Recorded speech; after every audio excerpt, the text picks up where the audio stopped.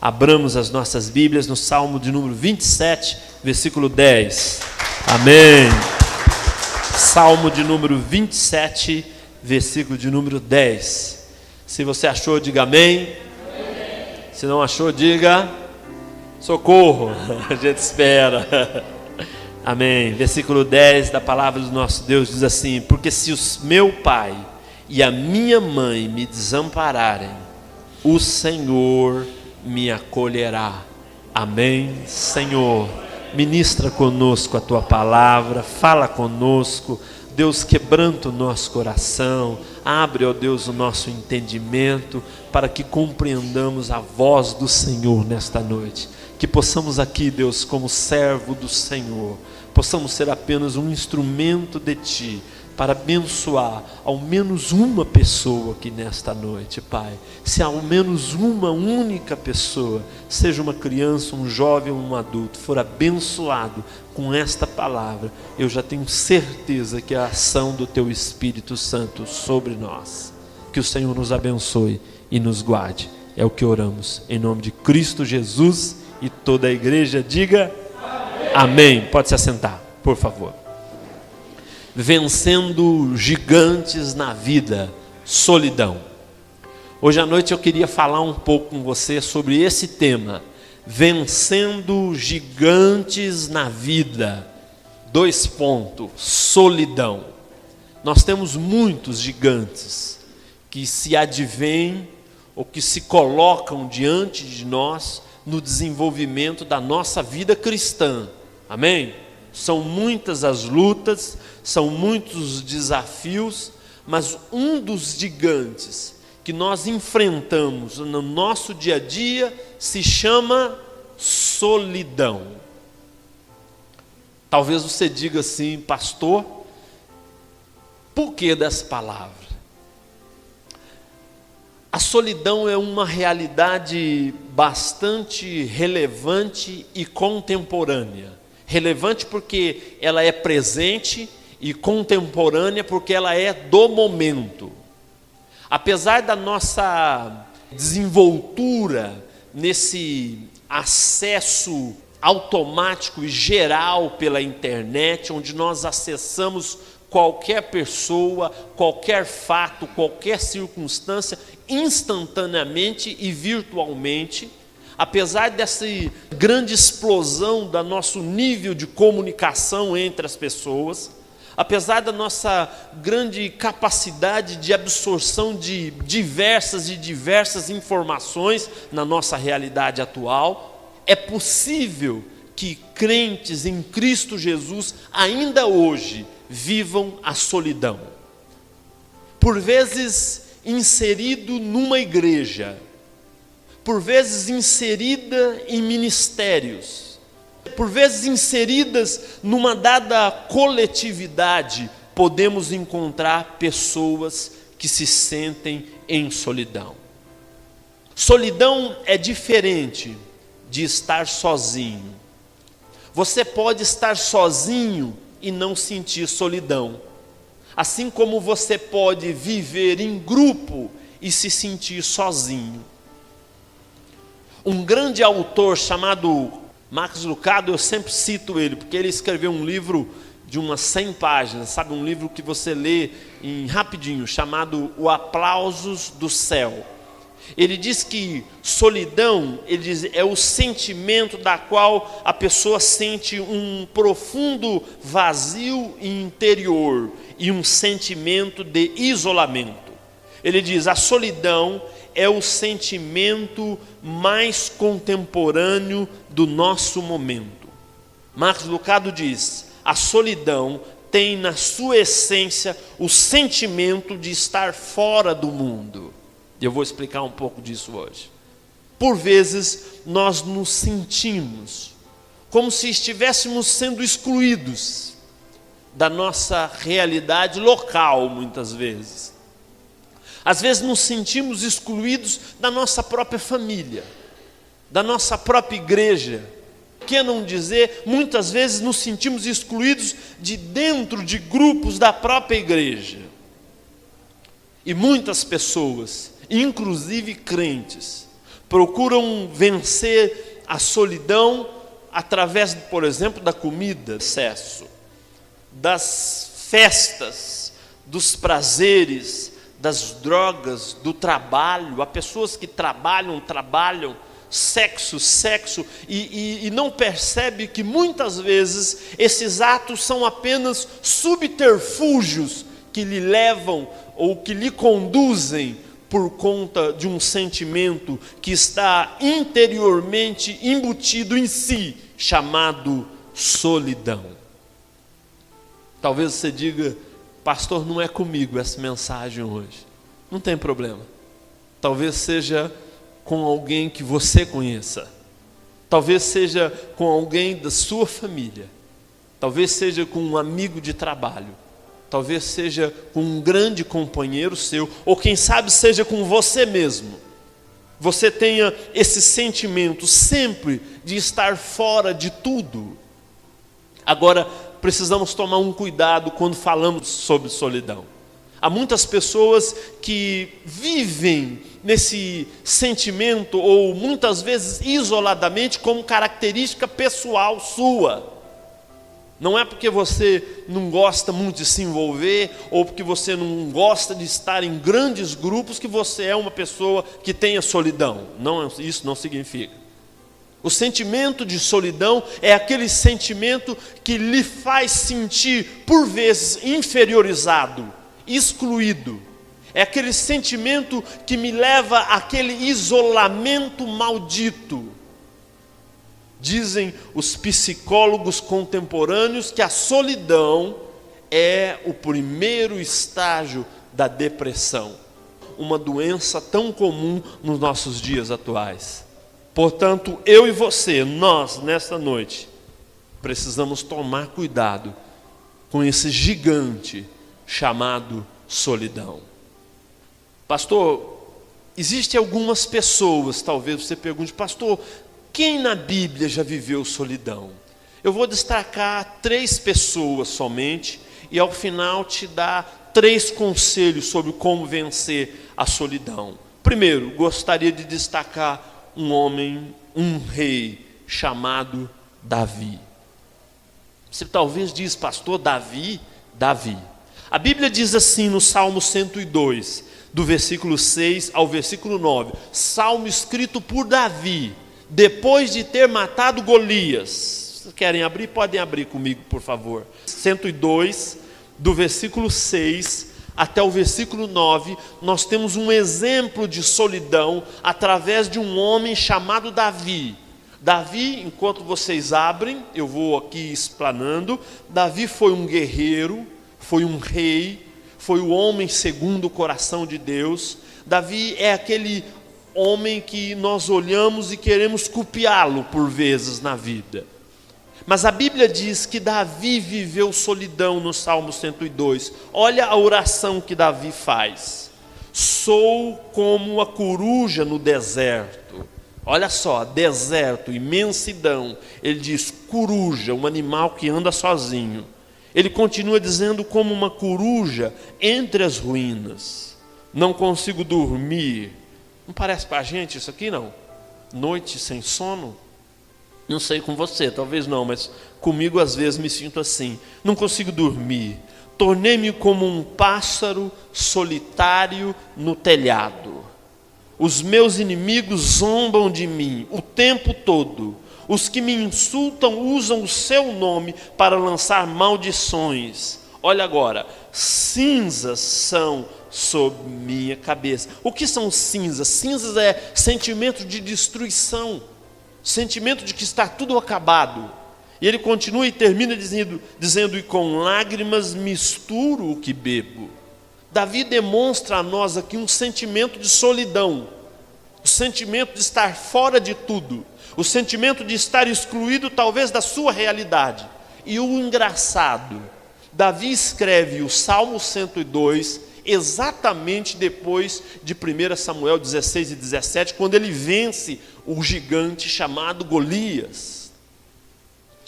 Há uma tendência nessa área psicológica, principalmente, em dizer que sempre depois de uma grande vitória surge esse sentimento chamado solidão, e talvez Davi esteja vivendo isso. Então nós temos aqui um rei vivendo solidão. Segundo caso, um profeta. Se você quiser abrir, você abre, senão não tem problema. Eu vou ler só o versículo 2 de Jeremias 9:2.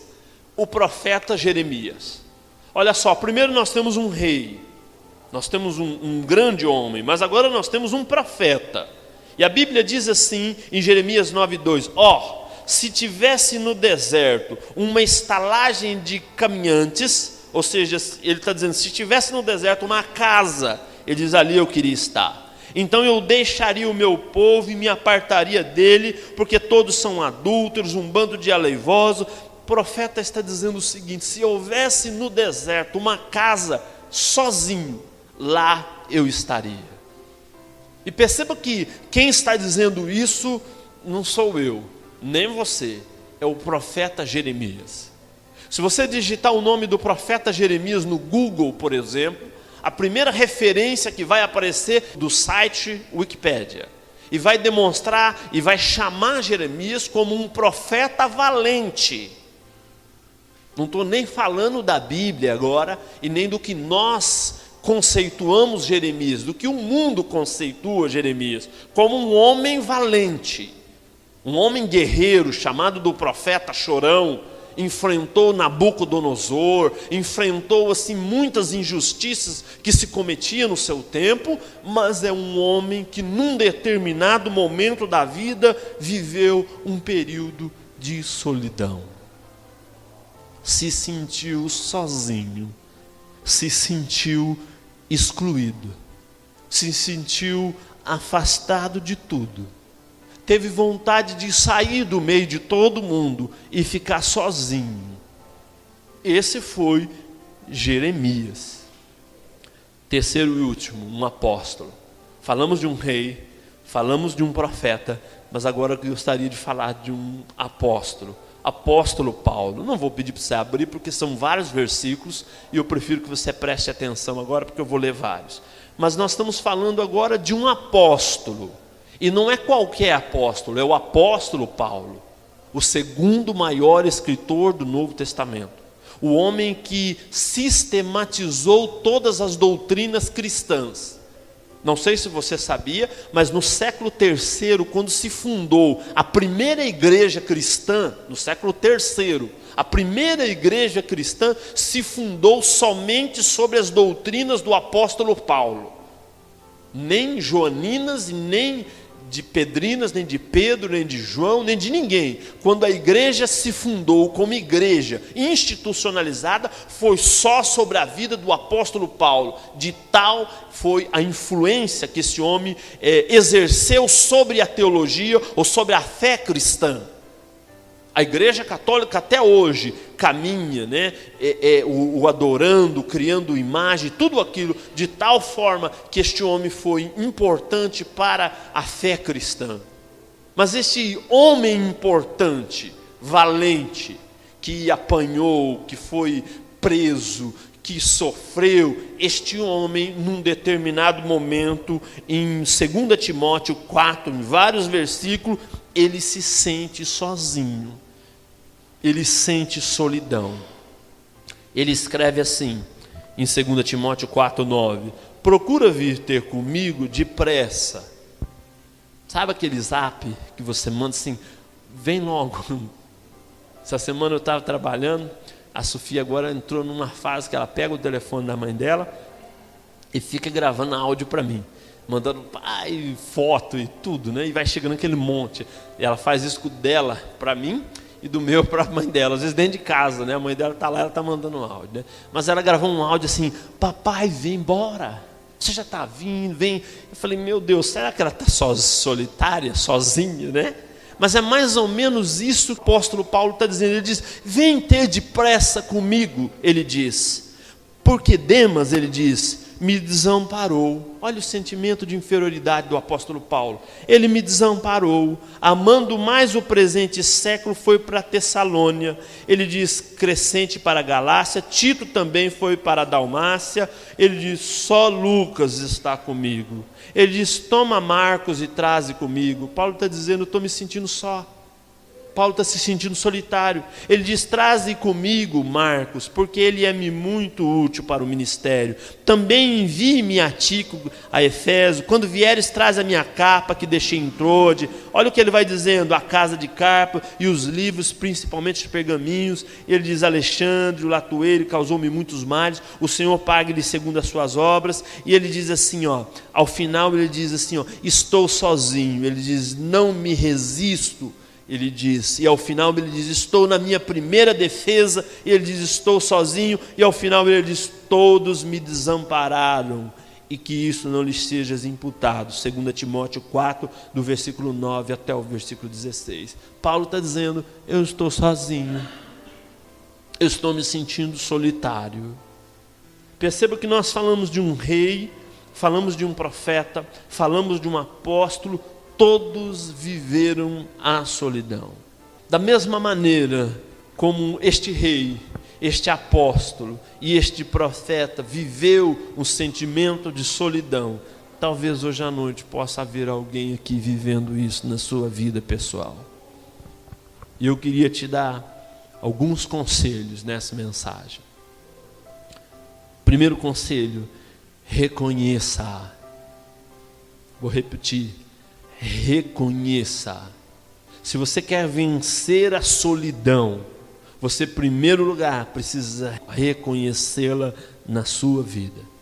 A Bíblia diz assim, 2 Coríntios 7,6: Deus consola os abatidos. 2 Coríntios 4,9, a Bíblia diz, perseguidos, mas não desamparados. Paulo diz, abatidos, mas não destruídos. Existe um Deus que pode te ajudar.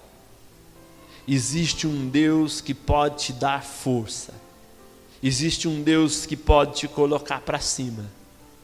Existe um Deus que pode te ajudar. Se você tem estado, meu irmão, minha irmã, desse sentimento de se sentir excluído, talvez nesta noite Deus esteja te chamando a reconhecer isso na sua vida, porque a Bíblia diz que Ele consola aqueles que estão abatidos. Número 2, aceite a ação de Deus sobre a sua vida. Em primeiro lugar é reconhecer a solidão, mas em segundo lugar eu preciso aceitar a ação de Deus sobre a minha própria vida. A Bíblia diz assim, em 2 Coríntios 12, 9, e disse-me, a minha graça te basta, porque o meu poder se aperfeiçoa na fraqueza, de boa vontade, pois me gloriei nas minhas fraquezas, para que em mim habite o poder de Deus. Quem está dizendo isso é o apóstolo Paulo. Paulo está dizendo, quando eu estou fraco, Paulo está dizendo, é uma possibilidade que o poder de Deus seja aperfeiçoado em mim. Para Paulo, a solidão ou qualquer momento difícil na vida é, na verdade, apenas um ensaio para que o poder de Deus seja aperfeiçoado em você e você aprenda a depender do nosso Deus. Portanto, se você tem vivido isso na sua vida, aceite a ação de Deus sobre a sua vida. O poder de Deus se aperfeiçoa na fraqueza. Por isso Paulo diz, quando eu me acho fraco, é então que eu sou forte. É isso que Paulo está dizendo. Se você talvez nessa noite tem se sentido fraco, eu queria dizer que você é apto a que o poder de Deus se aperfeiçoe na sua vida. Você não está sozinho. Você não está caminhando sozinho. Você não está à deriva. Você não está aleatoriamente vivendo. Existe um Deus que programou a sua vida. Existe um Deus que, quando o fez sobre um propósito. E se você quer compreender esse propósito, você precisa se voltar para Deus. Não dá para olhar para a esposa, nem para o marido, nem para o trabalho, nem para as coisas externas. Porque quem cria estabelece regras, não é assim? Se eu te dou um pedaço de madeira e falo, faça um objeto qualquer aí. Você faz um objeto, você joga ele aqui à frente. Eu posso deixar a igreja inteira falar, mas dificilmente alguém vai saber por que você fez aquele brinquedo. Mas você, como construtor daquele brinquedo, pode dizer o que você pensou ao elaborá-lo. Por quê? Porque quem cria estabelece regras. Quem te criou foi o nosso Deus. É Ele que sabe o que Ele deseja da sua vida. Você não é fruto de uma engravidez indesejada. Você não é fruto da raiva ou simplesmente de uma relação sexual de alguém. Você é fruto de um plano, de um propósito divino que existe sobre a sua vida, desde o dia que você nasceu, desde o dia que você foi plantado nesta terra. Cada momento da sua vida está escrito na agenda, no livro de Deus. Existe um momento de início, existe um momento de fim, sim, mas existe um trajeto para com a sua vida. Portanto, meu irmão e minha irmã, se talvez você tenha vivido momentos difíceis, talvez de solidão, aceite a ação de Deus sobre a sua vida. Terceiro e penúltimo, permita que a palavra de Deus preencha o seu coração e a sua mente. A Bíblia diz assim no Salmo 119:11: escondi a tua palavra no meu coração para não pecar contra ti. O Salmo, Hebreus 4:12, aquele texto muito conhecido, diz que a palavra de Deus é viva, eficaz, mais cortante do que uma espada de dois gumes, corta dos dois lados.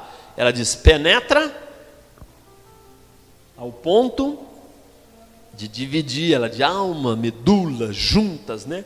E ela é apta para discernir os pensamentos e intenções do coração. Pensamentos e intenções do coração.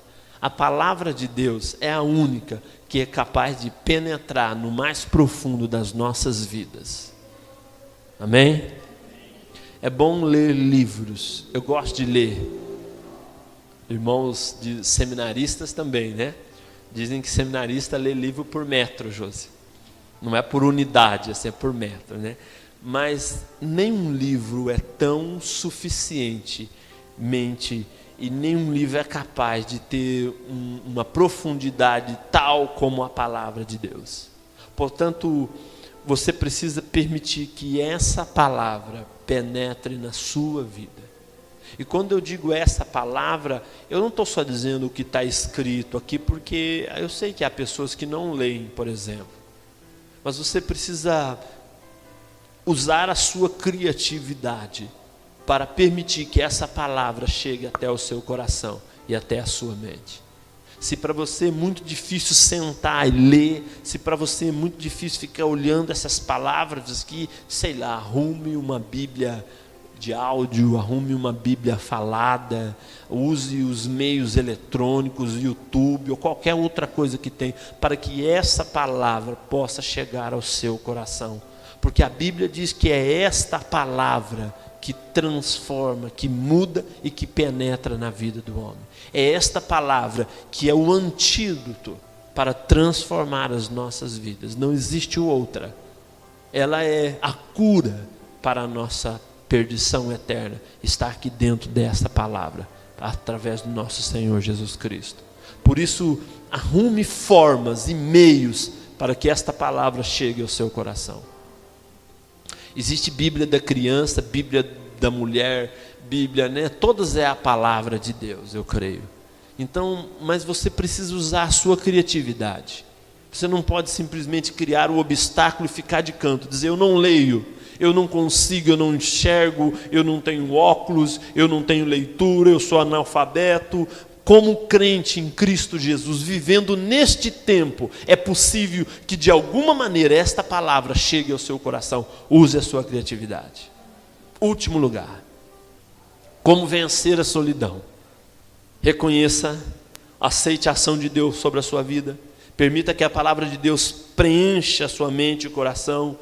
E último lugar, ative o seu círculo de amizade verdadeiras.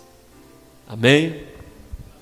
A Bíblia diz assim em Eclesiastes 4:9: melhor é serem dois do que um, porque tem melhor paga o seu trabalho, porque se um cair o outro se levanta, e o seu companheiro, mais do que estiver só caindo, não haverá ninguém que o levante. O que a Bíblia está dizendo é: melhor serem dois do que um. Esse texto é muito usado para casamento, reconheço, mas o que eu quero extrair desse texto para nós hoje é: ative um círculo de amizade verdadeira na sua vida. Tem aquele termo, né, que diz: diga-me com quem tu andas, que eu digo quem tu és. É importante que nós, como servos de Deus, tenhamos amigos verdadeiros e que, se possível, principalmente, esses amigos sejam da fé. Se esse amigo não é da fé, tomara que você seja mais influente do que ele, porque senão você corre risco. Não é assim que diz para os jovens? Principalmente que esses amigos desse círculo de amizade seja da fé. Se não for, tomara que você seja muito mais influente do que ele. Amém? Procure boas amizades. Use a sua criatividade para arrumar bons amigos, boas amigas. Se você é casal novo, arrume um casal que você possa confiar. E confie nas pessoas. Existem irmãos e irmãs que são bênçãos. Existem pessoas fiéis. Existem pessoas legais. Existem pessoas que podem te ajudar na caminhada cristã. Não fique achando que a igreja é só para chegar aqui, sentar e assistir culto e ouvir o pastor falar. Não, arrume pessoas que possam lhe ajudar na sua caminhada cristã. Se não for mais velha do que vocês, talvez da sua mesma idade, para caminharem juntos. É uma das formas de você ativar o seu círculo de amizade verdadeira. Pessoas que possam te ajudar, pessoas que possam te socorrer, pessoas que possam te dar bons conselhos. Que Deus abençoe as nossas vidas. Amém? Vamos ficar em pé e vamos orar? Eu queria terminar dizendo assim: Jesus tem um convite e uma promessa para nós nesta noite. Diz assim em Mateus 11, 28 a 30: vinde a mim, todos que estáis cansados e oprimidos, e eu vos aliviarei. Tomai sobre vós o meu jugo e aprendei de mim, que sou manso e humilde de coração. E aí a promessa: e encontrarei descanso para as vossas almas, porque o meu jugo é suave e o meu fardo é leve. Amém. Com as nossas cabeças curvadas, com os nossos olhos fechados, queria que nós parássemos um pouco agora para orarmos.